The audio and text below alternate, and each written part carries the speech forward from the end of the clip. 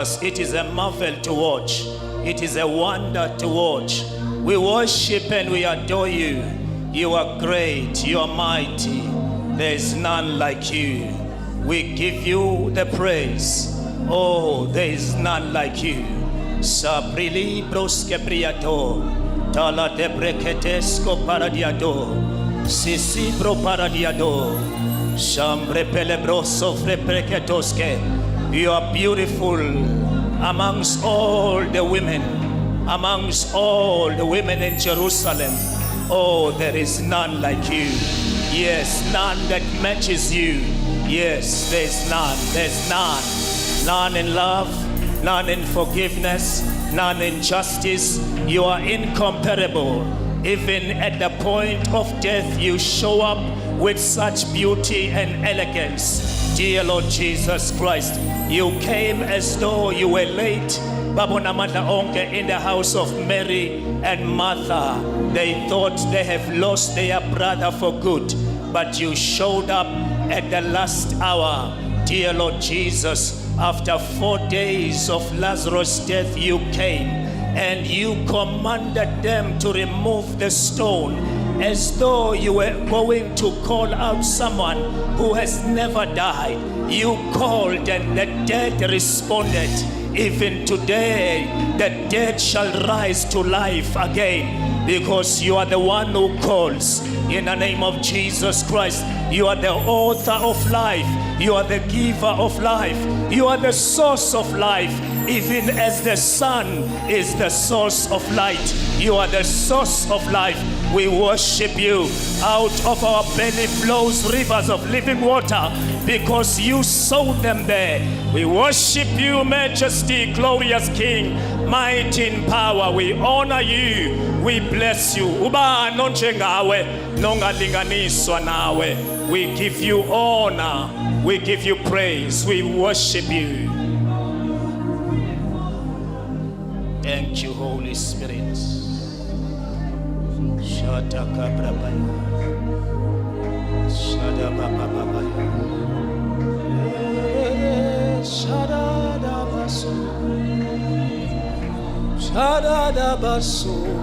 Shada bada de se. My beloved, the most beautiful amongst thousands, 10,000s. My beloved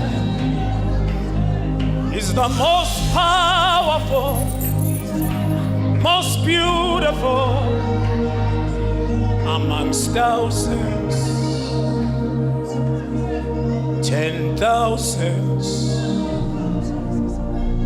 My beloved, the most powerful amongst thousands and 10,000s.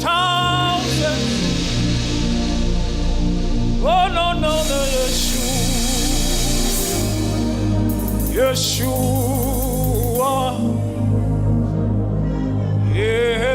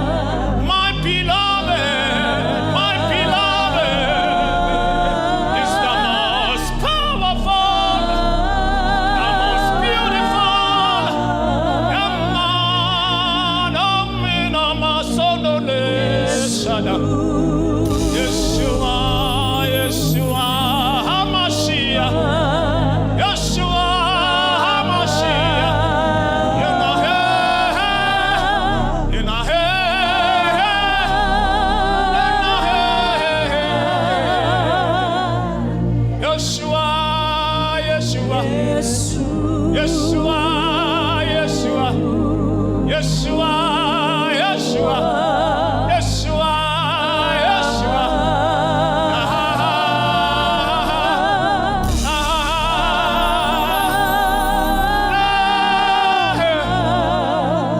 Yeshua HaMashiach. Yeshua, yeah, yeah, yeah, oh.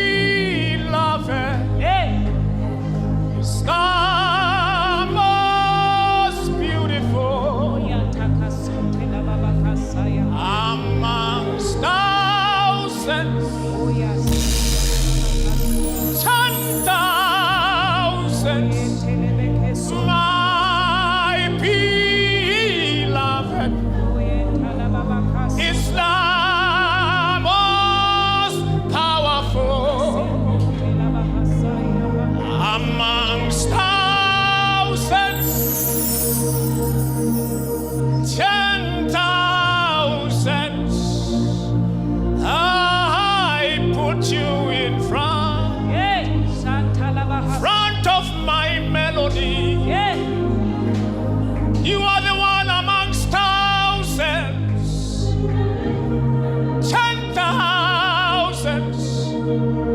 I put you in front of my melody. You're the one among thousands, 10,000s. Yeshua, Yeshua, HaMashiach. Yeshua, Yeshua, Yeshua, Yeshua, Yeshua, HaMashiach.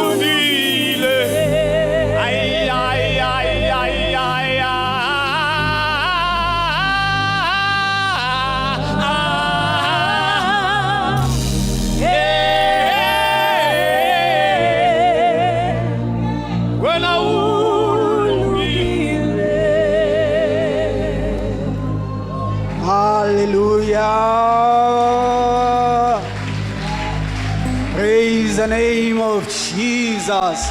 Asimdumise bazalwana, asimnikeze udumo. Ufanele udumo, ufanele ukuphakanyiswa, ufanele ukukhothanyelwa.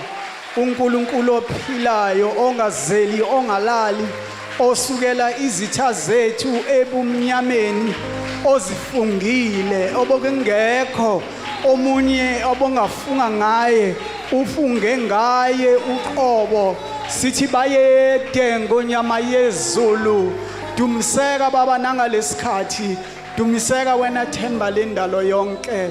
Sinika wena baba izibongo, sinika wena izincomo nasemini yasekuseni egameni elihle lenkosi yami uJesu Kristu waseNazaretha.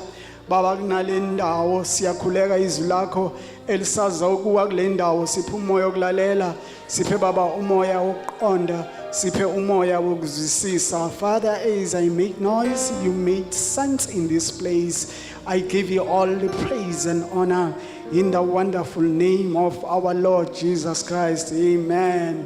Singapha umoya ingcwele izandla egameni kaJesu Kristu. Hallelujah.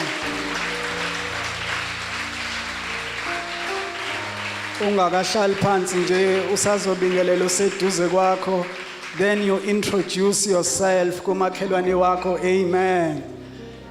Bingelela umakhelwane wakho, just introduce yourself to your neighbor.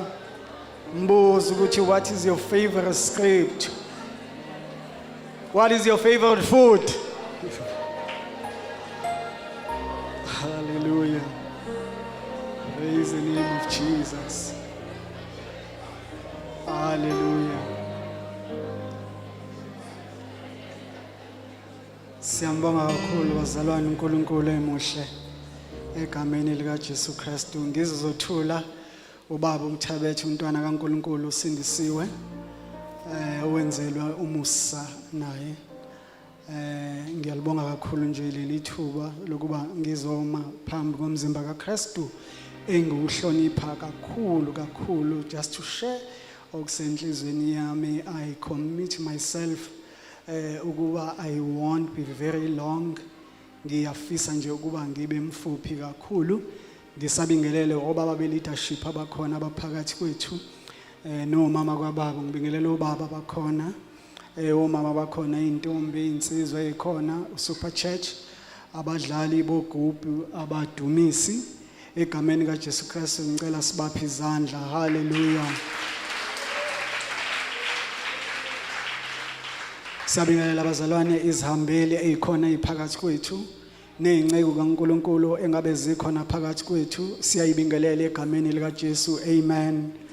Siyabingelela abasenzele inkonzo kusiqaphela imoto, the media, the ushers kwelihle igama lika Jesu Kristu. Ngicela siphinde sibaphe izandla. Sibingelele ubaba noma bengekho physically, benayithi spiritual.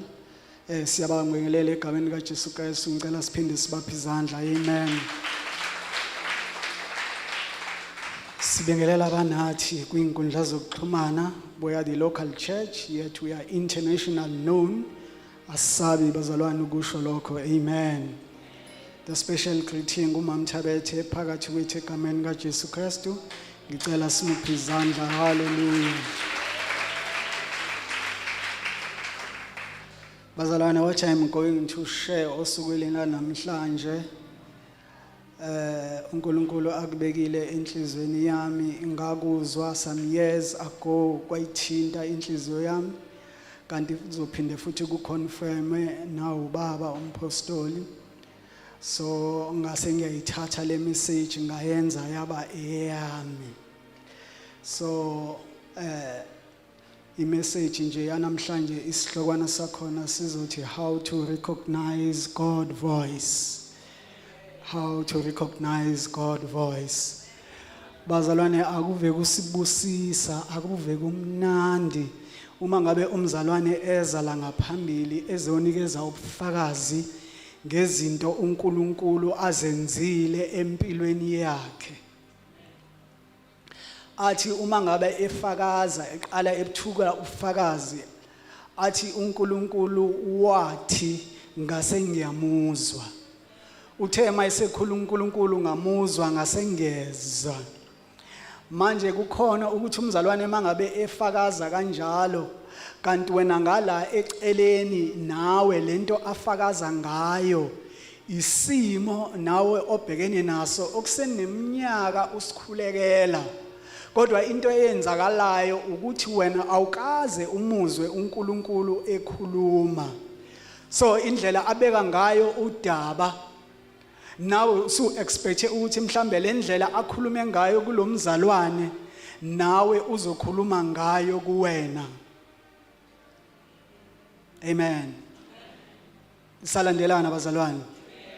Namhlanje ngifuna ukuzoqinisekisa ukuthi uNkulunkulu esimkhonzayo angeke uze umkreme. Akanayo iformula asebenza ngayo engathi nayi iformula yakhe uma ngabe ekhulumisana nomuntu. Ngelinye ilanga simthola ekhuluma ngembongolo kuBalaam. So uNkulunkulu singalingeke bazalwane simkreme, simtshele ukuthi uma ngabe mhlambe ekhulumile kuba bukhumalo kwisimo esifana nesakho to rescue him, nakuwena futhi uzokhuluma kanjalo. Cha, akanjalo, akakhulumi kanjalo. Ngizofisa ke bazalwane ukuthi yonke into engizoyikhuluma ngiyithathele ezweni ukuze konke engikushoyo kube scripturally and biblically motivated. Isifundiso sakhona la ekhaya ukuthi yonke into efundiswayo kumele ukuba yakhele ezwini lenkosi. Ngifuna nje sibheke nje ezwini lenkosi abantu abalizwile izwi likaNkulunkulu, sibheke indlela abalizwe ngayo nokuthi bazi kanjani ukuthi bekuNkulunkulu ngempela lo okade ekhuluma nabo. Emese siyabona ukuthi ekulaleleni kwabo nasekuzweni kwabo izwi likaNkulunkulu yini thina esizoyifunda. Ngicela ukuqinisekisa namhlanje ukuthi uNkulunkulu uyakhuluma kuwo wonke umuntu okhona la endlini. uNkulunkulu akanayo inkinga ngokukhuluma, ithina sometimes esiba nenkinga yokuzwa. Like I said ekuqaleni bengamele ukuba uNkulunkulu simkreme ngoba ukhuluma ngezindlela ezingafani. Ngizocela nje siye lapha yana ezweni lenkosi ozongifundela incwadi ka1 Samuel chapter 3 kusukela ku verse 1 kuya ku verse 10. 1 Samuel chapter 3 verse 1 kuya ku verse 10. Samuel oqala chapter 3 verse 1 kuya ku verse 10. Ukhona sitholile?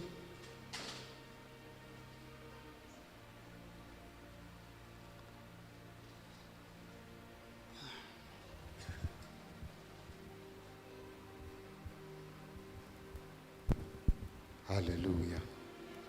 Samuel oqala chapter 3 siqala ku verse 1, isihloko sakhona sifundeka kanje: Jehova uyazibonakalisa kuSamuel. Umntwana uSamuel wamkhonza uJehova phambi kukaEli.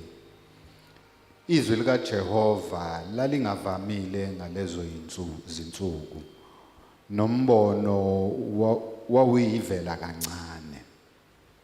Kwathi ngaleso sikhathi uEli elele endaweni yakhe, amehlo akhe ayeqale ukufiphala waze wangaba nakho ukubona. Isibani sikaNkulunkulu sasingakacimi. uSamuel eleleethempelini likaJehova lapho kwakukhona umphongolo kaNkulunkulu. Jehova wambiza uSamuel wathi, yena ngilapha. Wagijimela kuEli wathi, ngilapha njengokuba ungibizile. Wathi, angikubizanga. buya ulale. Wahamba walala. Jehova waphinda wambiza uSamuel. uSamuel wavuka waya kuEli. Wathi, ngilapha njengokuba ungibizile. Wathi, angikubizanga ndodana yami.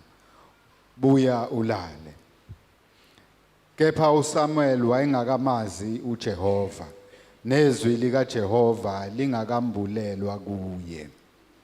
Jehova wambiza uSamuel ngokwesithathu. Wavuka waya kuEli wathi, ngilapha njengokuba ungibizile. uEli wayeseqonda ukuthi nguJehova umbizile umntwana. uEli wathi kuSamuel, hamba ulale. Kuyakuthi uma ekubiza usho ukuthi, khuluma Jehova, ngokuba inceku yakho iyezwa. Wayesehamba uSamuel walala endaweni yakhe. Verse 10. uJehova wafika wema wambiza njengakwezinye izikhathi. Samuel, Samuel. uSamuel wathi, khuluma ngokuba inceku yakho iyezwa. Amen. Ngicela usibongele baba. Baba wethu osezulwini, Baba onguyise wenkosi yethu Jesu Kristu. Siyabonga Baba ithuba lokuzwa izwi lakho elondla imiphefumulo yethu. Siyakhuleka ke Baba ukuthi ukhulume ngalo, ulambule einhlizweni zethu ukuze uNkulunkulu oyingcwele siqonde lokho kuyintando yakho. Lidunyiswe igama lakho usezulwini ngoKristu Jesu inkosi yethu. Amen. Amen. Siyabonga baba. Bazalwane, na umbuzo engifisa ukuthi sizibuze wona. Yini eyenza uSamuel angakwazi to recognize God's voice in the first time? Ngabe wayesamncane noma ngabe wayenokudideka? Kodwa impendulo uyithola khona kulona futhi leli verse eliku 1 Samuel chapter 3 verse 7 esangifundela ubaba. Into eyenza uSamuel angakwazi ukurecognize the voice of God for the first time. Verse 7 nje kuphela baba. Verse 7. Kepha uSamuel wayengakamazi uJehova. Nezwi likaJehova lalingakambulelwa kuye. Amen. Bazalwane, that is the reason eyenza struggle kangaka ukuthi silizwe izwi likaNkulunkulu. Athi mangabe ekhuluma kuthina singakwazi ukulizwa ngoba abanye bethu abakafundiseki ukuthi uNkulunkulu mangabe ekhuluma uzozwa kanjani ukuthi uNkulunkulu lo okhulumayo noma imicabango yakho noma mhlambe you are just being led by your emotions. Namhlanje ngifuna ukuqinisekisa ukuthi uNkulunkulu akakaze apheze ukukhuluma kumina nakuwena. uNkulunkulu akwakude kumina nakuwena. Inkinga nje kuphela ukuthi asikakafundiseki ukuthi sizwe izwi lakhe. Now ngifuna ukuba ngiqhamuke nento ezoba yisixazululo kulolu daba lolu lokuthi ulizwa kanjani izwi likaNkulunkulu for the first time. Ukuze ukwazi ukuthi uzwe izwi likaNkulunkulu for the first time, into yokuqala obefanele ukuthi ulenze, you have to spend time in the word of God. Ngoba izwi likaNkulunkulu njalo lim-aligna ne-character yakhe. Ngiqonda ukuthini? Ngiqonda ukuthi uNkulunkulu into ayikhulumayo kuwena uzokhuluma into that will refer you to the scripture. Sandelwe uhlobo labazalwane oluthi uNkulunkulu uthe kumina. Check istatement esolandela lapho ukuthi leso statement siyizwi yini likaNkuluNkulu. Uma ngasiyona izwi likaNkuluNkulu umuntu usuke eyikhulumela ingqondo yakhe.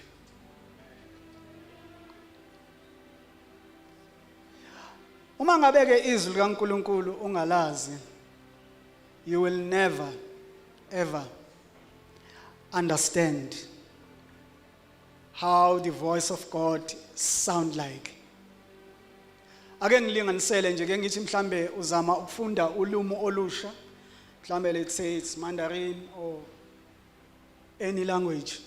Kodwa you have never been exposed it to yourself.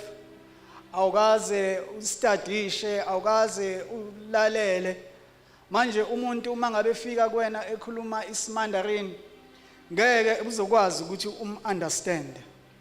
This is the same thing with the God voice. The more time you spend in scripture, the more time you become familiar with the voice of God. Okwesibili bazalwane, we need to develop lento ebizwa ngokuthiwa i-habit of listening prayer. Ubaba uMkhize last week wayikhuluma le ndaba. Wathi njalo mase ngikhulekile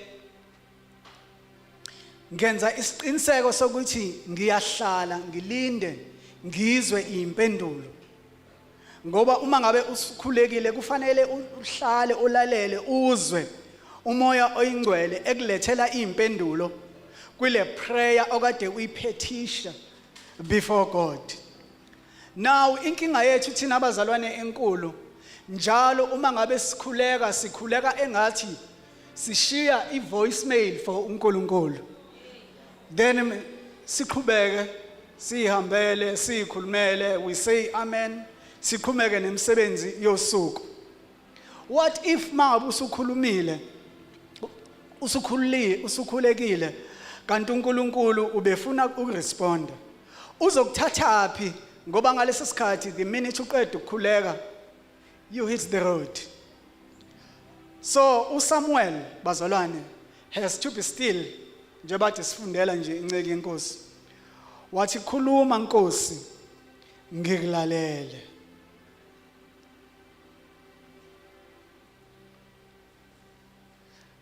Now ngifuna ukuthi kuwana namhlanje uma ungakaze ungakwazi umuzwe noma ungakwazi ukuba ukwazi interpreter izwi likaNkuluNkulu uma ngabe ekhuluma, kube khona umuntu osekhulile enkosini ozoya kuyena. In other words, kuyadingakala ukuthi ube ne-spiritual mentor.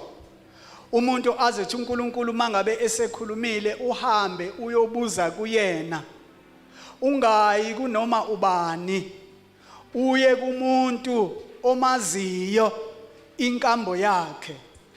For instance, la ekhaya sinayo ubaba wethu who is our mentor. Bakhona obaba be-leadership. You can choose ukuthi uyakubani uyolibeka udaba lakho ukuze ungazitholi usudidiseka. Now okugcina,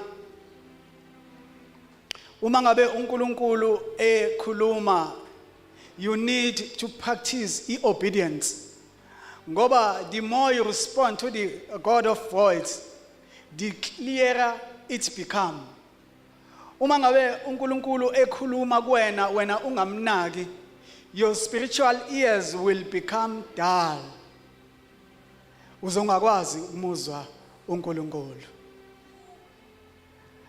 Now bazalwane, ngifuna ukudlulela phambili ngoba like I said ukuthi ngifuna nje ukuthi ngibe umfiphi.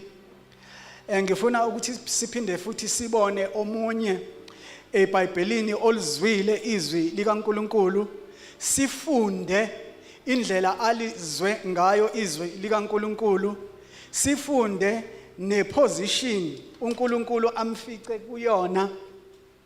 uNkulunkulu wathi ukhuluma naye wamuzwa. Ngifuna sibheke indaba kaMoses bazalwane. uMoses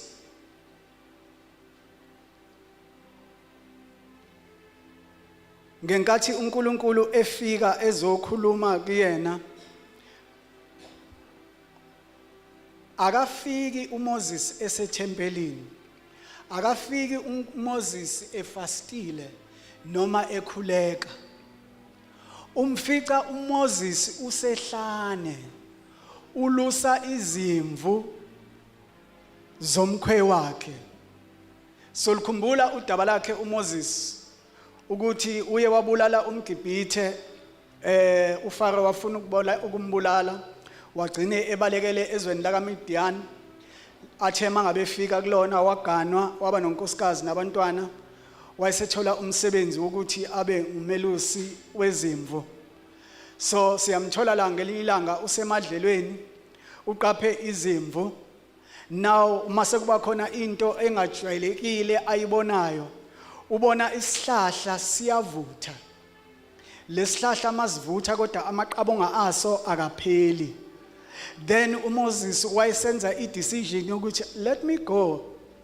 and investigate lento engajwayelekile uma ngabe efika esondela kulesihlahla uNkulunkulu useyaqala usembiza ngegama Moses now siyabona labazalwane uMoses uencounter uNkulunkulu ngendlela engajwayelekile nangendlela akade engayilindele sike sakubeka eqaleni ukuthi uNkulunkulu njalo mayikhuluma nomuntu ngeke size simkreme ukuthi uneformula ethize ayimisile ukhuluma ngeindlela eziningi ezahlukene nangu la simthola ukhuluma noMoses usehlane kubonakala lesihlahla esivuthayo kodwa singapheli uMoses asima esondela kuso then uNkulunkulu ebese yaqala eseyakhuluma kuyena amnikeze an assignment uthi uzohamba uyokhipha abantwana baka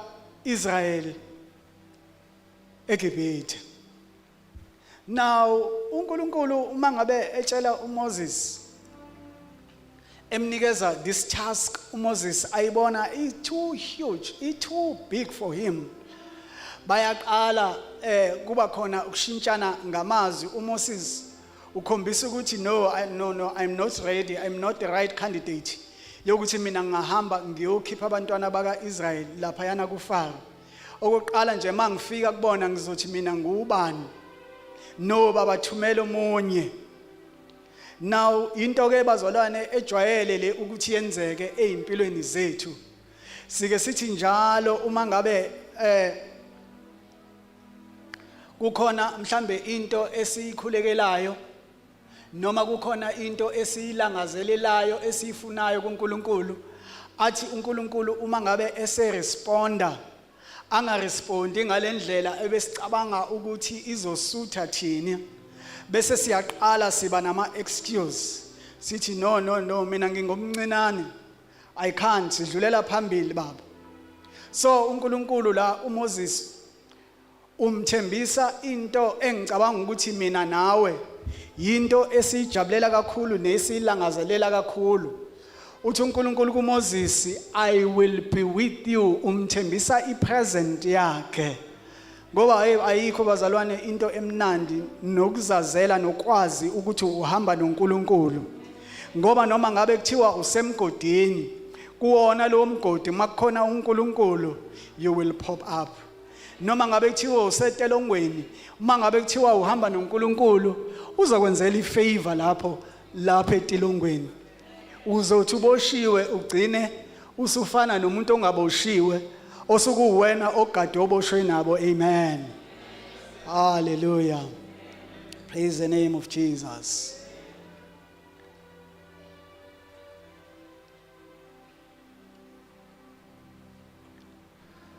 ngifuna ukubuza ke namhlanje ukuthi njengoba uMoses ebonele isihlahla sivutha and caught his attention then he decided to turn aside wase eyahamba eyo investigator nawe mangaki ama burning bush mhlambe usuwadlulile kanti it was God trying to catch your attention nawe ngenzeka ukuthi usudlule ama burning bush amaningi ngoba akwenzeki ngalendlela obuyilindele akwenzeki ngalendlela ofuna ukuthi kwenzeke ngayo wena ulindele ukuzwa the booming voice ulindele ukuzwa the sign from this bona the sign from the sky then ebese uya confirm ukuthi yes this is God ngobani ngakubona ekwenza komunye nami ngilindele ukuthi nakumina uzokhuluma ngalendlela akhulume ngayo kuMoses singalinge bazalwane silenze lelo phutha uNkulunkulu singamcream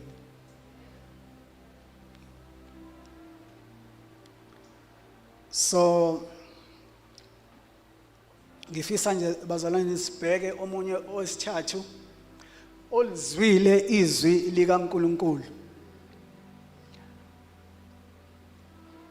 wathi mangabe eselizwile izwi likaNkulunkulu along the way wayese eyadidiseka kwakhona abafikayo bafika bamdidisa bamkhipha endleleni and he end up losing his life lolu daba lolu engifuna ukuthi siye kulona udaba lonke esilaziyo elikwin ncwadi ka First King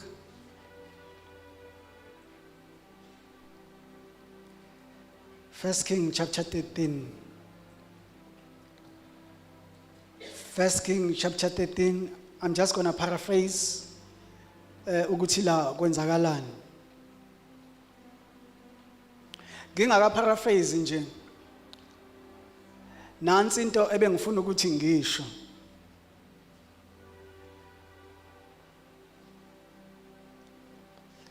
not every voice that sounds spiritually is from God. Not every person who claims to be the prophet is actually speaking the truth. Going back to First Kings chapter 13, siyayazi le ndaba it's about a young prophet. uNkulunkulu ukhuluma nalo mprofeti omncane ukuthi akahambe aye eBethel. He was from Judah.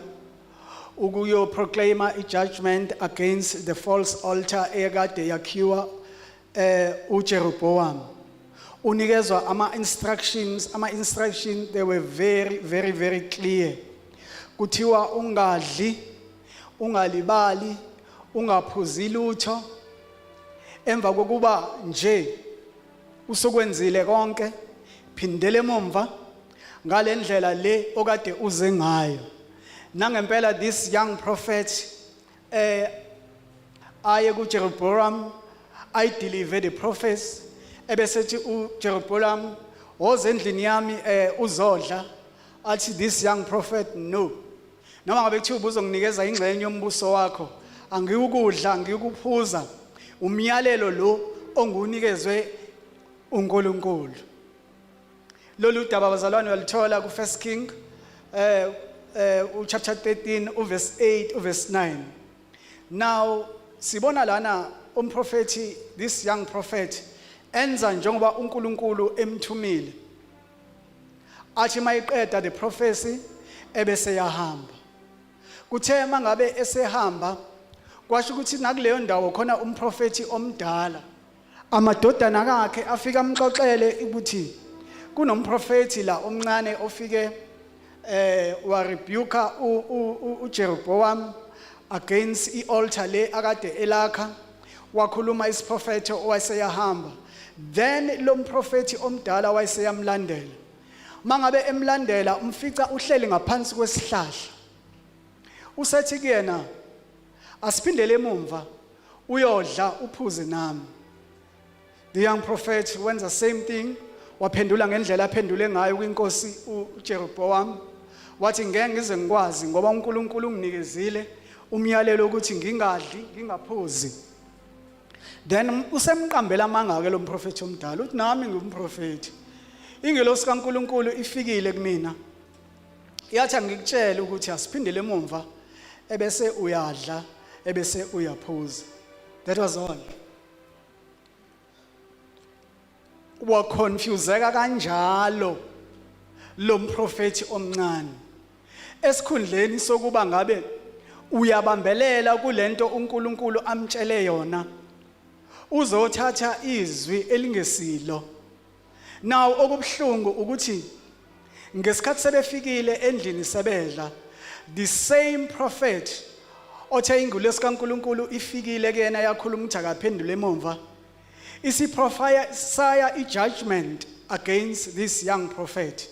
Iyamtshela ukuthi ngeke usaphindela wena ezweni lakini, uzobulawa ibhubesi, uzongcatshwela khona la, awusayi kolala kumathuna obabamkhulu bakho. Now bazalwane, ngifuna siyibheke lento ngoba into lena evamile ukuthi isithinte nathi ngandlela thize. Uma ngabe uNkulunkulu ekhulumile something from you, bambelela kuyona leyo nto asuke eyikhulumile, ngoba ngishilo ekuqaleni ngathi uNkulunkulu uma ekhuluma ukhuluma ngezwi lakhe. Njalo uma ngabe unembuzo mayezokuphendula, he will refer you to the script. Ayikho futhi enye indlela akhuluma ngayo. Nomoya oyingcwele uma ngabe ekhuluma nawe, he will refer you to the script. Ayikho enye indlela. Instead ukuthi lo mprofeti omncane athi no, ake sihambe sike siye kuNkulunkulu ke siyothandaza ukuze anginikeze iconfirmation, ngoba manje lento angitshele yona wena usuzoyiphikisa, usuzongitshela into engafani nale ekade angitshele yona. So kuyenzeka ke lokho bazalwane ukuthi maybe in town kufike umprofeti owaziwayo odumile, afike, maybe you present, excited to present your case kuyena, ebese yena ezokutshela into ehlukile kunale uNkulunkulu akutshele yona, instead yokuthi aconfirm lento uNkulunkulu asuke eyishilo kuyona. Esikhathini esiningi kujwayelekile la ekhaya from ubaba izinto njalo iprofeto ayiprofesayo phezulu kweimpilo zethu, esikhathini esiningi usuke evele econfirma into osukade ekusakade uNkulunkulu eseyikhulumile kuwena.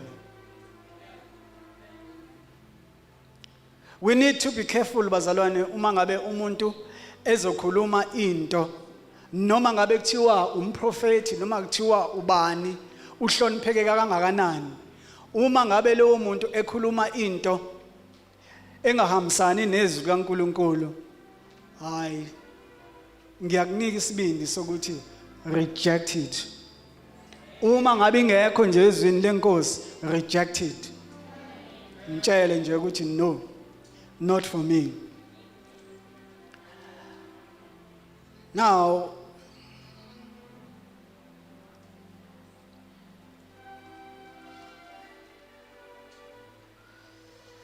kubalekile ke bazalwane ukuthi uma ngabe umuntu eprofesaya phezulu kwempilo yakho, you test lesos prophecy, lesos propheto ngezwi likaNkulunkulu. That's the only way you verify is propheto. And futhi ufuna siqaphele ukuthi mangabe kufika umprofeti ezokhuluma into esounda as if wena uNkulunkulu ubecashisela, ubengafuni ukuthi wazi, as if he is the only source yokuxhumanisa wena noNkulunkulu. Izwi lenkosi incwadi u1 John chapter 4 verse 1 uthi mangasinga, do not believe every spirit, but test the spirit to see whether they are from God, because many false prophets have gone out into the world. Now we advantage bazalwane ejwayele ukuthatha kakhulu abaprofeti ukuthi abazalwane abalidlizwi. So manje izwi abalazi, so manje kubalula ukuthi umzalwane athesteke ngoba izwi akalazi. Uma ngabe izwi likaNkuluNkulu ulidla kuba lula ukuthi usheshe uyi-identify i-deception. Ushoshuza ukuthi khona engazi ukuthi kodwa akuhlangani. Khona into engahlangani. So okunye engakusho uma ngabe kwenzeka ubukade unesprofeto obukade usibambile uNkulunkulu asikhulume kuwena, then mase kuqhamuka omunye umuntu ezokhuluma esinye isiprofeto phezulu kwempilo yakho, kuyawa kuhle ukuthi you go and pray and you fast and you ask for your wisdom, ngoba uNkulunkulu ngeke azakushiye uconfused. uNkulunkulu ngeke avume izwi lakhe li replacewe elinye izwi elistrange elingesilona elakhe. Now in closing bavalane sengihlala phansi, okugcina engifuna simbone is Jesus Christ. Ngoba if you recognize the God of voice, the voice of God, it is not always about formulas and rituals and guessing, but it is about a relationship. And there is no one else who modeled this better than Jesus. Uma ngabe nje sibheka umlando kuwo bonke kuzo zonke izinkokheli kubo bonke who claim ukuba ngabaprofeti, ngabafundisi, ngaba-motivational speakers, akekho noyedwa owake wasondela endleleni uKristu aziphathe ngayo when it comes to ekulaleleni nasekuzweni uyise uma ngabe ekhuluma. Njalo uNkulunkulu uma ngabe ekhuluma kuKristu, uKristu akakaze aze anqikaze. Uthola ukuthi ezwini uKristu simthola ethi wonke amazwi engiwakhulumayo, yonke into engiyenzayo yilokhu engikubone ubaba ekwenza, ngikhuluma nalokhu engikuzwe ubaba ekukhuluma. And uKristu esikhathini esiningi bazalwane simthola njalo engumuntu okhulekayo, not occasionally, kodwa engumuntu ospenda isikhathi esiningi ekhuleka kuyise.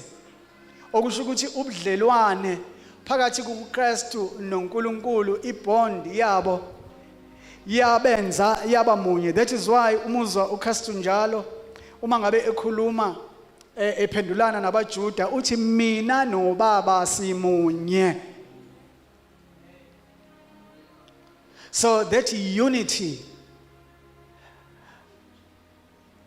kaKristu noBaba yamenza uKristu waba so unique ngalolu hlobo lokuthi akukho nangelodwa ilanga la uKristu simthola equestiona the orders from the Father, simthola ebekezela kuze kube sekugcineni, waze walishaya indiva nehlazo lokuthwala isiphambano, izwi lenkosi elithi ubuNkulunkulu bonke bapheleliswe kuKristu, izulu lagculiseka.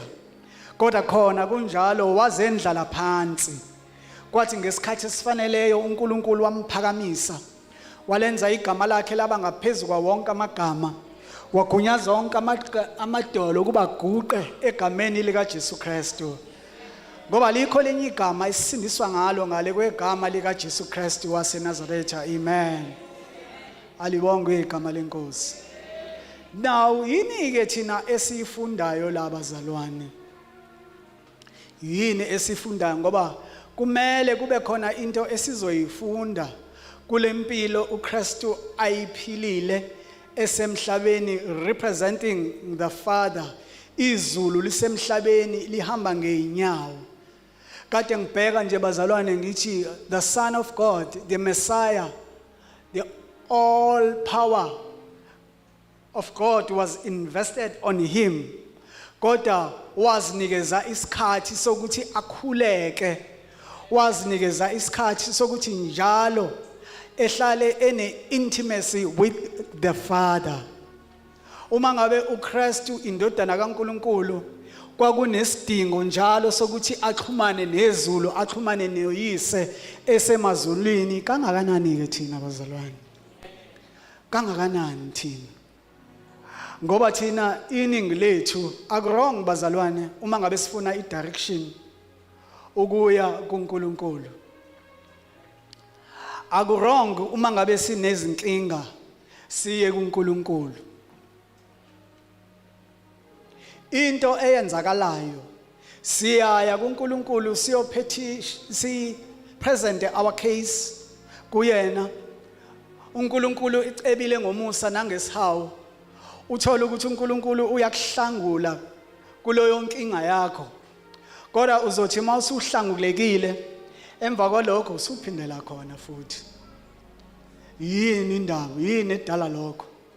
Ukuthi kunalento uKristu ayenzile ekufanele sisuke ipattern lokuthi uKristu ukukhuleka kuyise nokuxhumana noyise wayengayi kuyise ngoba enesidingo, wayengaxhumani noyise noma akhuleke kuyise ngoba naku kunezinto ezimshisayo angasakwazi ukuthi ayibekezelele. Kwakuyi lifestyle yakhe ukuthi njalo abonde noyise. Kwakuyi lifestyle yakhe ukukhuleka. Izwi lenkosi lithi he often isolated himself to pray. Ingakho uKristu mangabe esesiphambanweni eseshayiwe wakuziswa konke lokho esikubona thina engongazi ukuthi kwawubuhlungu, kodwa ubuhlungu esibumuzwa bumkhalisa yilokho kokushiwa nguyise. Simuzwa ethi uNkulunkulu wami ungishiyelani na? Okusho ukuthi ipresent kaNkulunkulu, that intimacy noNkulunkulu uKristu kwakuyinto eyayibaleke ukudlula zonke izinto.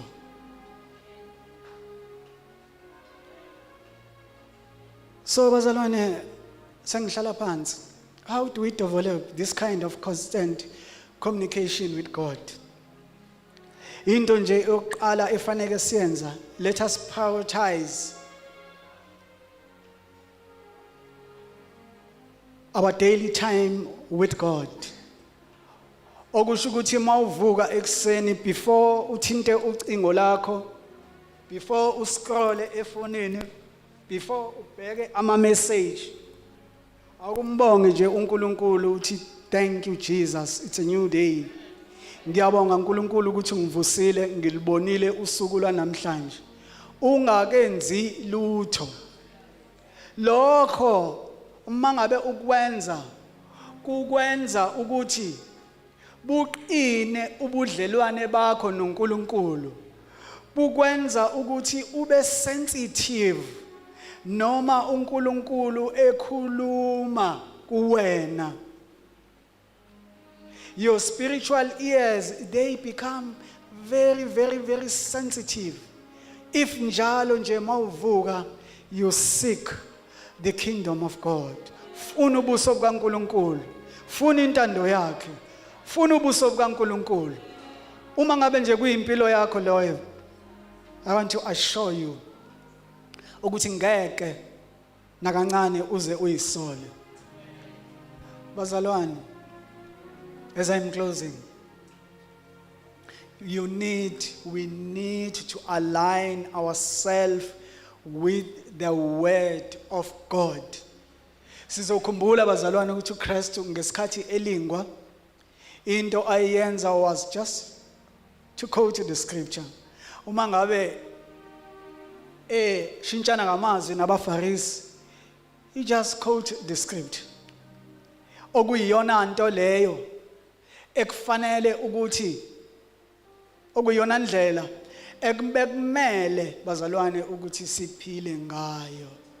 Ake sihlise bazalwane ama entertainment, ake sehlise mazalwana ama opinions abanye abantu ngoba our spiritual ears abadala asibe samuzwa uNkulunkulu mangabe ekhuluma kodwa uma ngabe sicwila ezweni lenkosi our spiritual ears aba active sikwazi ukuthi simuzwe uNkulunkulu noma yinini uma ngabe ekhuluma nathi ngalawo mazwi ke bazalwane ngithi let us stay connected with the unseen world whereby we pull zonke izinto zethu esizidingayo ukwewasho umama Khanyile last week ukuthi zonke izinto uNkulunkulu unazo kodwa akazidingi these things ezethu bazalwane kodwa ngeke sikwazi ukuthi lezi zinto zethu sizithole uma ngabe singakwazi ukuconnecta noNkulunkulu sihluleke bazalwane uNkulunkulu ukuba ne one time events naye ngoba uma ngabe sikhuluma mangabe nje uNkulunkulu simdinga uma ngabe kunezinto esizidinga kuyena asinabo ubudlelwane naye kodwa senzani senza i-transaction so let us stay connected daily kuNkulunkulu bazalwane we will never ever regret bekuyilokho kade kusenhlizweni yami kulolu suku namhlanje umkhonzi wenkosi senza ngaphambili baba uMntungisa sibongela izwi egameni lika Jesu Kristu amen.